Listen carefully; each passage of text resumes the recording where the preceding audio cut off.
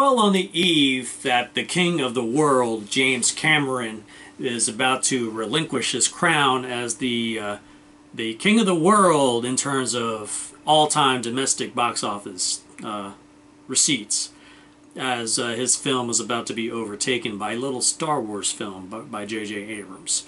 I thought it'd be interesting to look back at one of Cameron's earlier films, back in the day when Cameron didn't automatically mean 100 million plus at the box office. Terminator, I think, only made about 40 or so million when it came out. Aliens, I think, was in the 80s. And no, I'm not going to be talking about Piranha Part 2: The Spawning, which I'm guessing only made a couple million at the box office. Although that would be an interesting look back, maybe for a later time. But I want to take a look at the underperforming but fantastic 1989 film, The Abyss. I don't know what it was about this film back then. It just did not register with audiences. Perhaps back in '89 they just weren't prepared for where Cameron wanted to take them. They were probably hoping for another Aliens. But when I saw The Abyss, I was blown away. I was floored. I gave this movie a 10 out of 10 back then, and I still consider it a 10 out of 10 and one of Cameron's best.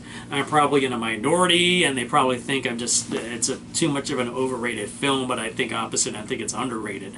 At the time, it was the most expensive film ever made. It was a very difficult shoot. It caused a divide between cast and director, to the point where some cast members will never work with Cameron again.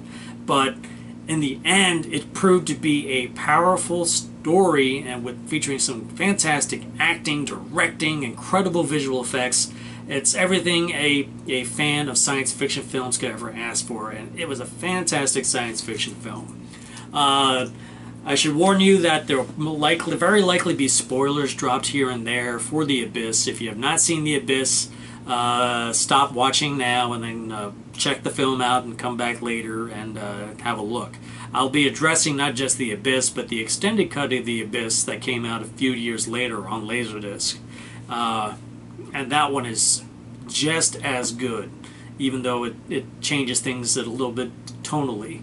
And both are 10s out of 10s, and both are worth checking out. So if you have not seen The Abyss, either version, stop now and come back in a little while and come back and have a look at what I had to say about both versions.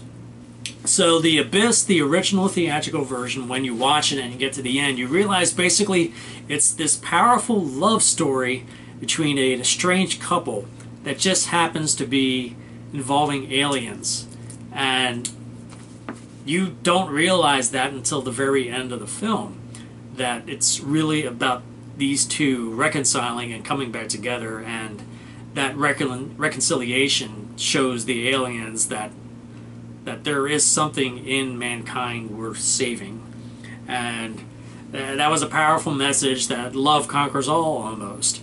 But just beyond that message, the film features great characters, very memorable characters, and fantastic performances from Ed Harris, Mary Elizabeth Mastrantonio, Michael Biehn, Leo Burmester, Todd Graff, who else do we got? Kimberly Scott, and it's just a great cast featuring great set pieces and intense action scenes. Obviously the big set piece was when during a storm the crew of the Bendix Explorer, I believe that's what it was called, or is that the ship? The ship might be called the Bendix Explorer, and sadly, I can't remember the name of the rig that they're on, that the crew is on. But the rig is attached to the ship, and then the ship loses the crane, and the crane comes down and then crashes. It starts dragging the rig down the side of a mountain, and it's dragging it to the edge of the abyss, and there's chaos, and it's just happening all over the ship, and I'm sorry, the rig, and it's just exciting, it's suspenseful, thrilling. It's just great filmmaking, and that's just one set piece. And then obviously the big set piece is when we were first introduced to the Water Tentacle. This is a early ILM. This was the visual effect made them realize that they can pull off Terminator 2 Judgment Day. The tentacle, it's amazing. It looks real. At the time, it was like the most amazing thing you've ever seen visual effects wise. And going beyond that, there's just so much more involved, and even more set pieces, like an intense chase scene between submersibles, a very powerful, nerve-wracking moment between Ed Harris and Mary Elizabeth Mastrantonio on a crippled submersible at the bottom of the ocean.